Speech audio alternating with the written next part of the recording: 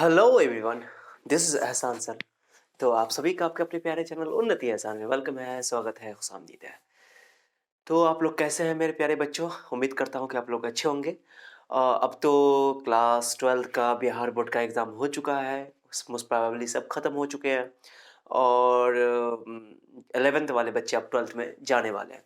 तो मैं आज आप लोगों को 11th के बारे में बताऊंगा कि 11th वाले बच्चे 12th में जाने से पहले क्या करें कि उनका 12th अच्छा हो जाए। ओके, 12th अच्छा जाए, ओके, बोर्ड भी अच्छा हो जाए और उसके बाद आगे के लिए भी अच्छा हो। आप जब कंपटीशन की तैयारी करो, किसी भी कंपटीशन को फाइट करो तो ओके, क्योंकि ओवरऑल आपको 12th करने के बाद कंपटीशन फाइट करना ही होगा। ओके, अदरवाइज फिर 12th का कोई मतलब नहीं बनता है साइंस से लेकर के। ओके, तो चाहे कॉमर्स के बच्चे भी हो, वो भी कंपटीशन फाइट करते हैं। ओके, करना भी चाहिए, हेल्दी कंपटीशन होता है इसलिए, ठीक है।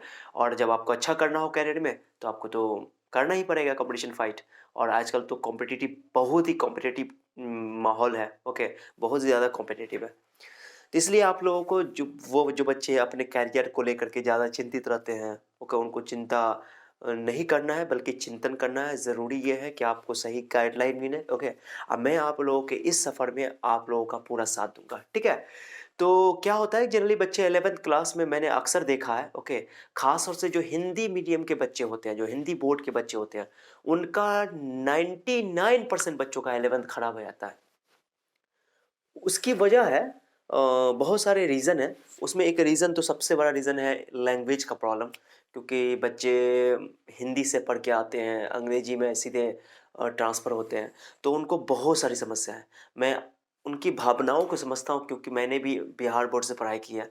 तो मुझे पता है कि कैसे बच्चे को दिक्कत होती है हिंदी से इंग्लिश में ट्रांसफ़र होने में, और इंग्लिश को समझते समझते 6-7 महीने तो गुजर जाते हैं। ओके, लिखते लिखते गुजर जाते हैं। लिखना आता भी है। अगर अभी भी आप लोग बिहार बोर्ड से हो या हिंदी मीडियम के कोई भी बोर्ड से हो, चाहे यूपी बोर्ड हो चाहे कोई भी बोर्ड हो हिंदी मीडियम से, तो आप लोगों को अभी भी आपको बोला जाए कि आप किसी क्वेश्चन आंसर को अंग्रेजी में लिखो, ओके, तो बिना याद किए आप नहीं लिख पाओगे।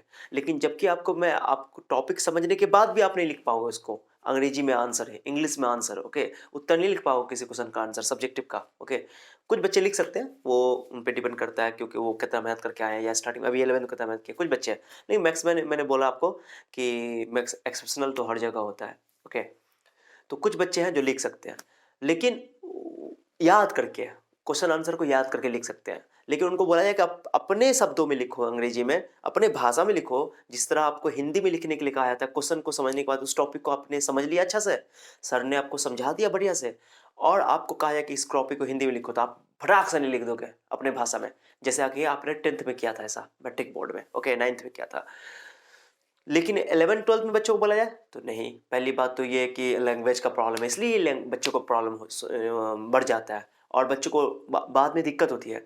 और मैक्सिमम बच्चों का 99% बच्चों का 11th तो ऐसे खराब हो जाता है। ओके, तो लोग कहते भी है कि first year is rest year, लेकिन आपको पता होगा कि जो 11th का जो वेटेज है ना, हायर 12th के बाद जो कंपटीशन का एग्जाम दोगे, और जो 11th के जो चैप्टर्स है ना, जैसे फिजिक्स के चैप्टर्स हो गए, जैसे केमिस्ट्री के चैप्टर्स हो गए, वो इतने इंपॉर्टेंट है, इतने यूज़फुल हैं कि आपको बताया नहीं जा सकता है। आप उसकी अहमियत तब समझोगे जब आप कंपटीशन की तैयारी करोगे, तो आपको उस टाइम में अफ़सोस होगा, रिग्रेट होगा। ओके, लेकिन कितने बच्चे अफ़सोस नहीं करते, मेहनत करना स्टार्ट करते हैं, फिर से पढ़ते हैं, दोबारा पढ़ना पड़ता है, उनको थोड़ा मेहनत ज़्यादा करना पड़ता है। ऐसा नहीं है कि जो बच्चे 11th नहीं करते हैं उनका IIT, neat and other exam, competitive exam, NDA और भी एटसेट्रा एटसेट्रा, वो नहीं निकलता है। निकलता है, देखिए, ये सारी चीज़ें डिपेंड करती है ना, आपका कामयाब होना ना, सब सब कुछ डिपेंड करता है आपके मेहनत पे। आप कितना मेहनत कर रहे हो, ये इम्पोर्टेंट है। ये इम्पोर्टेंट नहीं है कि आप कितने टैलेंटेड हो, आप कितने पढ़े हुए हो, ये इम्पोर्टेंट नहीं है। आप कितना हार्ड वर्क हो, ओके, यही चीज़ है ना। हार्ड वर्क जो है ना, हार्ड वर्क, बहुत सारे लोग कहते हैं हार्ड वर्क में और टैलेंट में अंतर नहीं कर पाते हैं, कितने बहुत सारे लोग। अब वो हमेशा टैलेंट को ज़्यादा प्रेफरेंस देते हैं और हार्ड वर्क को उतना प्रेफरेंस नहीं देते हैं। लेकिन इस बात को आपको मानना पड़ेगा कि talent always, okay, always heavier than hard work, ऐसा माना जाता है, लेकिन ऐसा नहीं है। ओके, हमेशा हार्ड वर्क सक्सेस दिलाता है। ऑलवेज रिमेंबर, हार्ड वर्क ही सबसे ज्यादा इंपॉर्टेंट है। हार्ड वर्क आप करते हो तो टैलेंटेड बच्चा कितना भी टैलेंट क्यों ना हो, ओके, कितना भी टैलेंट क्यों ना हो, ओके, उसको आप छोड़ दो एक दिन, और रिजल्ट आपका जो होगा वो आपके हार्ड वर्क की वजह से होगा। अभी तो बोर्ड एग्जाम तो चलिए इजी है, आपको उतना ज़्यादा नहीं टेंशन होगा, और टेंशन तो कहीं लेना भी नहीं है। लेकिन ट्वेल्थ के बाद जब कंपटीशन की तैयारी करने के लिए आप जाओगे तो आपको इलेवंथ की अहमियत ज़्यादा समझ में आएगी। वहाँ पे आप वो आपको अगर आपने इलेवंथ नहीं पढ़ा है तो आपको ट्वेल्थ इलेवंथ के लिए थोड़ा सा और मेहनत वहाँ पे ज़्यादा करना पड़ेगा, हार्ड वर्क करना पड़ेगा। तो आप हमेशा इस बात को दिमाग में बैठा लो कि हार्ड वर्क ही आपको सक्सेस दिलाएगा। ये इंपॉर्टेंट है, talent is not very important. देखो क्या होता है कि टैलेंटेड बच्चा जो होता है ना, आपको बच्चे को मैंने बोला क्लास में पढ़ाया, वो एक बार में समझ गया कोई बात को, कोई टॉपिक मैंने पढ़ाया, जैसे मैंने टॉर्क पढ़ाया फिजिक्स में, ओके, टॉर्क वो एक बार में समझ गया, कंसेप्चुअली मैंने समझाया और समझ गया।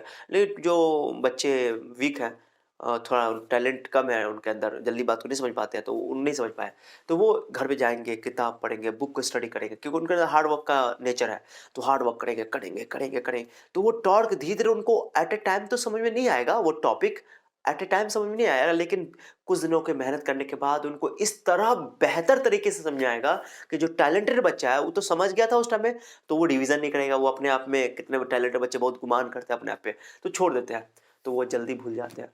लेकिन हार्ड वर्किंग बच्चे जो है वो अपने आप को लगाए रहते हैं, ओके, कुछ दिनों के मेहनत के बाद उनको वो बात दिमाग में घुस जाती है, घुसती है तो वो निकलती नहीं है फिर। तो मैंने बोला ना कि हमेशा याद रखना कि hard work is always heavier than talented. ये बहुत ही इंपॉर्टेंट पॉइंट है, ओके।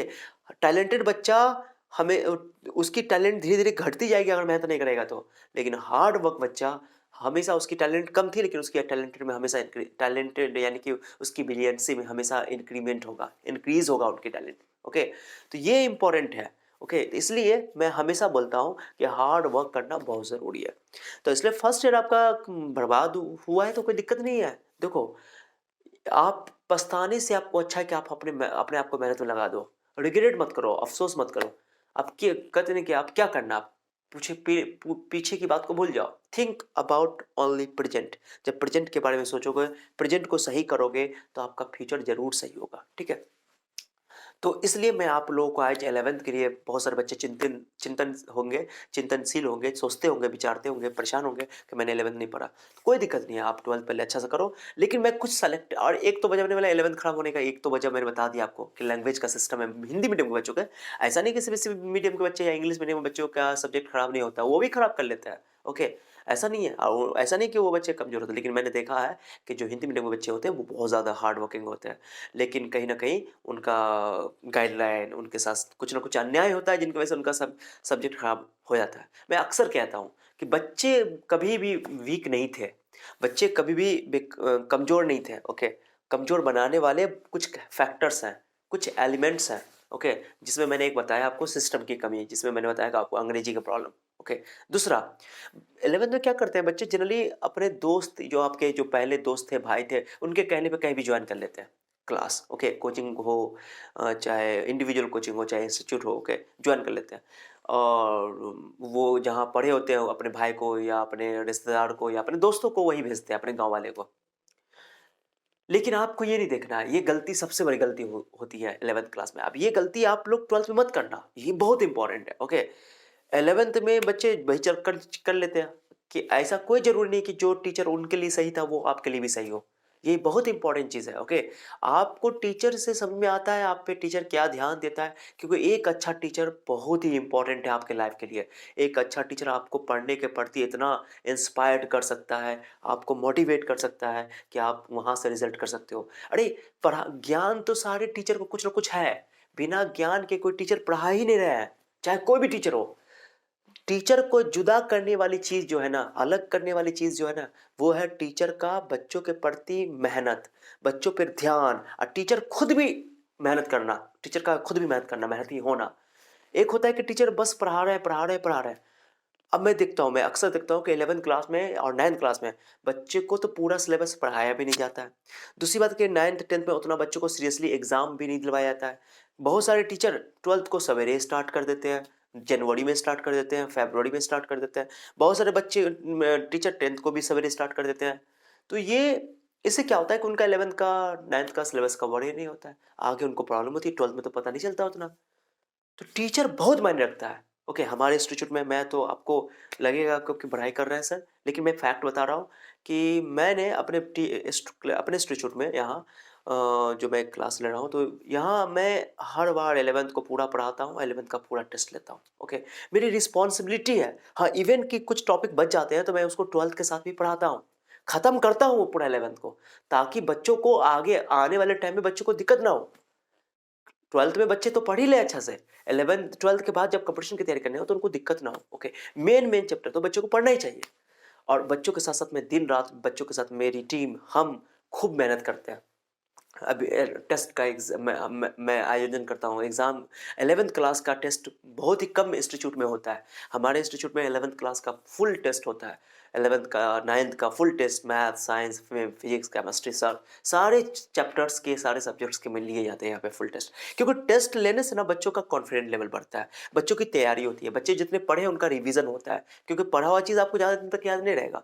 अब याद तभी रखोगे जब टेस्ट होगा। तो ऐसे टेस्ट लेने वाले टीचर को देखो कि टेस्ट ले रहे हैं कि नहीं ले रहे हैं, उसका आप पे कितना ध्यान दे रहे हैं, ये टीचर को अलग करता है। टीचर सिर्फ पढ़ाना नहीं है, टीचर को, टीचर के साथ साथ मेहनत करना। टीचर, हर टीचर को ज्ञान है, बिना ज्ञान के कोई टीचर पढ़ा ही नहीं सकता है। इंपॉर्टेंट ये है कि टीचर कितना मेहनती है, ये इंपॉर्टेंट है, आपके साथ कितना मेहनत कर रहा है। टीचर का जब बच्चों का एग्जाम होता रहता है, बोर्ड एग्जाम, तो बच्चों का केवल एग्जाम नहीं होता, टीचर का भी एग्जाम होता है। वो एक तरह का, कितना बच्चा पर ध्यान दे रहे हैं टीचर, कितना बच्चों के गाइडलाइन कर रहे हैं। पढ़ाना इंपॉर्टेंट, पढ़ा रहे हैं, पढ़ा तो दिया गया उनको, ध्यान देना, कितना गाइडलाइन किया, क्या क्वेश्चन करना है। एकदम हम लोग जैसे कि है, मैं अपने बारे में बताता हूँ कि मैंने पूरे एग्जाम सेशन के दौरान मैंने पूरा सिलेबस पढ़ाया है बच्चों को, लेकिन एग्जाम सेशन के दौरान बच्चों को जो प्रॉब्लम था, प्रॉब्लम बताया, बैठा बैठा के प्रॉब्लम बताया, ओके। तो बच्चों को कहीं भी कोई दिक्कत हो तो मैंने बताया। इवन मैंने अपनी नींद को खराब किया, बच्चों का जवाब देता रहा व्हाट्सएप के जरिए भी, ऐसे भी जवाब देता रहा, ओके। और जब तक एग्जाम नहीं हुआ तब तक मैंने सांस नहीं लिया, चैन नहीं लिया, मैंने कि मैंने अपने आप को बिजी रखा, ओके। मेरा इवन मेरा खाना जो है ना, मेरे इंस्टीट्यूट पे आता था मेरा, मैं इतना अपने आप को बिजी कर लेता हूँ एग्जाम टाइम में, ओके। इस चक्कर में मेरे बहुत सारे रिलेटिव हैं, वो मुझसे नाराज़ भी हो जाते हैं, लेकिन मैं अपने काम को अहमियत देता हूँ। अपने मुझे बहुत सारे लोगों का मुझ पर विश्वास है, बच्चों की कैरियर है, क्योंकि मुझे बहुत सारे बच्चों का कैरियर बनाना होता है। तो एक किसी से न मिलने की वजह से, ना मिलने की वजह से या मिलने की वजह से हम अपने बच्चों का तो करियर खराब नहीं कर सकते ना, क्योंकि उनका पूरा विश्वास हमारे ऊपर है। तो गार्जियन का बहुत सारी उम्मीदें हमारे ऊपर है, तो इसलिए टीचर का भी एग्जाम होता है, तो मेहनती टीचर बहुत इंपॉर्टेंट है। ज्ञान तो सबको है, सब ज्ञान पढ़ाते हैं। आप ज्ञान तो यूट्यूब पे भी ले सकते हो, ऐसे भी पढ़ सकते हो, क्या है आपको तो टीचर से अच्छा पढ़ाए तो आपको ज्ञान की बात तो आपको यूट्यूब पे मिल जाएगा, लेकिन गाइडलाइन बहुत इंपॉर्टेंट है, ओके। टीचर की मेहनत बहुत इंपॉर्टेंट है, ओके। इसलिए आप लोगों से मेरी रिक्वेस्ट है कि आप लोग अपने आप को, अब 11th जैसा किए हो सो किए हो, भूल जाओ उसको, बस अब 12th को अच्छा करना है, ओके। तो टीचर, एक तो मैंने बताया कि 11th खराब होने की वजह कि 11th में लैंग्वेज प्रॉब्लम है। दूसरा, टीचर इंडिविजुअल, बच्चे इंडिविजुअल पढ़ते हैं, कोचिंग में पढ़ते हैं, इंडिविजुअल अलग कोचिंग पढ़ते हैं, टीचर भी प्रॉब्लम हो गया। तीसरा हो गया इंडिविजुअल कोचिंग। इंडिविजुअल में क्या करते हैं बच्चे कि अलग-अलग कोचिंग जॉइन कर लेते हैं, समय का बहुत ही वेस्ट करते हैं बच्चे, टाइम मैनेजमेंट नहीं कर पाते हैं। 11th में 4 कोचिंग है, बच्चे 2 कोचिंग सुबह में करते हैं, 2 कोचिंग शाम में करते हैं, या 4 कोचिंग लगातार करते हैं। उनको इतना हैरेसमेंट होता है, इतना थकावट होती है, बहुत प्रॉब्लम होता है, क्योंकि अलग-अलग कोचिंग है। एक कोचिंग का गैप में 2 15 मिनट का गैप है, आधा घंटा गैप है, फिर दूर जाते हैं, दूर से फिर नज़दीक आते हैं, गैप है, बहुत सारा प्रॉब्लम है बच्चों को। तो फिर घर पे थक जाते हैं, घर पे थकने के बाद खेल-कूद, पढ़ाई-वढ़ाई इधर-उधर करने के बाद, पढ़ाई-वढ़ाई घर पे सेल्फ स्टडी हो नहीं पाती है। आप सोचो, जितना आपने 10th में स्टडी किया था सेल्फ स्टडी, क्या आप अभी कर पा रहे हो 11th में? नहीं कर पा रहे हो। मुझे उम्मीद है कि आप नहीं कर पा रहे होगे। बहुत कम बच्चे हैं जो जो कर पा रहे होंगे सेल्फ स्टडी उतना। क्योंकि 11th के लिए self study is very important. Even not only even 11th, सब ऑल सब्जेक्ट के लिए, ऑल क्लासेस के लिए self study is the best study, हमेशा बोला जाता है। आप सेल्फ स्टडी नहीं करोगे तो आपका सारा पढ़ाई बेकार हो जाएगा। समझे? तो इसलिए आप लोगों से मेरा रिक्वेस्ट है कि आप लोग ये जो 3 फैक्टर है, इनको टाइम मैनेजमेंट करना सीखो। इंडिविजुअल कोचिंग में मेरा तो रिक्वेस्ट रहता है, रिकमेंड रहता है कि बच्चों को, आपको थोड़ा पढ़ाई, बस टीचर थोड़ा कम भी पढ़ाएगा तो चलेगा, लेकिन आप अगर टाइम मैनेज कर लियो, क्योंकि समय बहुत ही इंपॉर्टेंट है। टाइम बहुत ही प्रीशियस है, ओके? मैं हमेशा बोलता हूँ, टाइम एक बार चला गया सो चला गया। टाइम कभी नहीं, कहा जाता है कि वक़्त आता है, वक़्त जाता है। वक़्त आता है, वक़्त जाता है, वक़्त को सँभाल के रखिए, वक़्त बेवक़्त काम आता है। हमेशा ये कहावत है। इसलिए टाइम इज़ प्रीशियस, टाइम को बहुत ही इम्पोर्टेंट, वक़्त वक़्त गुज़र गया, वक़्त सो के चला गया। Time once past can never regain, हमेशा लोग कहते हैं। इसलिए आप लोगों से मेरा रिक्वेस्ट है, टाइम का बहुत ही अहमियत है, हमेशा याद रखना, ठीक है। टाइम को मत वेस्ट करो। इसलिए इंडिविजुअल कोचिंग से अच्छा मैं कहता हूँ कि बच्चे को कहीं भी पढ़ो, आप इंस्टीट्यूट में पढ़ो, आपका टाइम बचेगा। इंस्टीट्यूट में आपको थोड़ी, आपके लेवल ठीक ठाक है तो आप इंस्टीट्यूट में टीचर थोड़े से अगर नॉलेज वाले कम भी है ना, तो आप खुद से भी सेल्फ स्टडी करके मैनेज कर सकते हो। लेकिन टाइम का बहुत इंपॉर्टेंस है। ओके, टाइम बहुत इंपॉर्टेंट है। इंडिविजुअल कोचिंग मैं इसलिए प्रेफर नहीं करता हूँ कि मैं अक्सर बोलता हूँ कि इंडिविजुअल कोचिंग में प्रॉब्लम है, टाइम बहुत बेकार हो जाता है बच्चों का। ओके, और फिर लास्ट में आप पर बर्डन पड़ेगा, बोझ पड़ेगा। ओके, तो इसलिए मेरा ये आप लोगों से रिक्वेस्ट है कि इंडिविजुअल कोचिंग ना पढ़ें, टीचर को देख के पढ़ें, टीचर आपके साथ मेहनत कर रहे हैं कि नहीं कर रहे हैं, मेहनती टीचर होने चाहिए। और 11th का टेस्ट नहीं हुआ है, ओके, तो कोई बात नहीं, आप 12th में पढ़ो, जिन जिन टीचर के पास पढ़ो वो 12th भी पढ़ाए। ओके, मैं तो 11th का आप लोगों को मैं यहाँ पर ऑनलाइन भी कुछ आप लोगों को गाइड करूँगा, और मैं आपको 11th के लिए भी कुछ टेस्ट सीरीज देखूंगा कि आप लोगों के लिए कुछ करूँ, आप लोगों के लिए सोच रहा हूँ उस पर, ठीक है। तो 11th के लिए कौन कौन से टॉपिक हैं जिनको आपको करके ही जाना है 12th में। ओके, हड़बड़ाना नहीं है, जो कि आपके आगे के लिए भी बहुत इंपॉर्टेंट होगा। तो मैं कुछ आपको पर्टिकुलरली पहले फिजिक्स में बताता हूँ, बहुत ही इंपॉर्टेंट है कि फिजिक्स में आपको 11th क्लास में आपको पहले तो वेक्टर चैप्टर अच्छा से पढ़ना है, एकदम अच्छा से। पूरे 12th के फिजिक्स में आपको वेक्टर हर जर्रे जर्रे में मिलेगा, हर अंग पर मिलेगा। तो वेक्टर बहुत ही बढ़िया से शॉर्ट में पढ़ लेना। ओके, मैं अपने इस चैनल पे आपको एक वन शॉट में वेक्टर पढ़ाने वाला हूँ। मैंने वेक्टर पहले ऑडियो में पढ़ाया हुआ है, लेकिन मैं अभी आपको वीडियो में पढ़ाऊंगा, वन शॉट में पढ़ाऊंगा। बस 1-2 दिन वेट कर लो, मैं पूरा वेक्टर आपको पढ़ाऊंगा पूरा अच्छा से, ठीक है। चलो, उसका वेक्टर पढ़ने के साथ साथ उसके अलावा जो है आपको फिजिक्स के लिए और कैलकुलस पढ़ लेना, फिजिक्स के लिए इंटीग्रेशन डिफरेंशिएशन अच्छा से मैं अपने चैनल पे इसको भी पढ़ाने वाला हूँ। Okay, kinematic equation, velocity, speed, acceleration, इस सब टर्म को समझ लेना। लिख लो, इसको नोट कर लो आप लोग। ओके, नोट कर लो, मैं ऐसे नोट्स बना करके आपको इसमें डिस्क्रिप्शन में डाल दूंगा, देखूंगा, अगर कोशिश करूंगा टाइम बचेगा तो। लेकिन आप लोग लिख लो, लिख करके काम करो। ओके, पेन उठाओ और लिखो।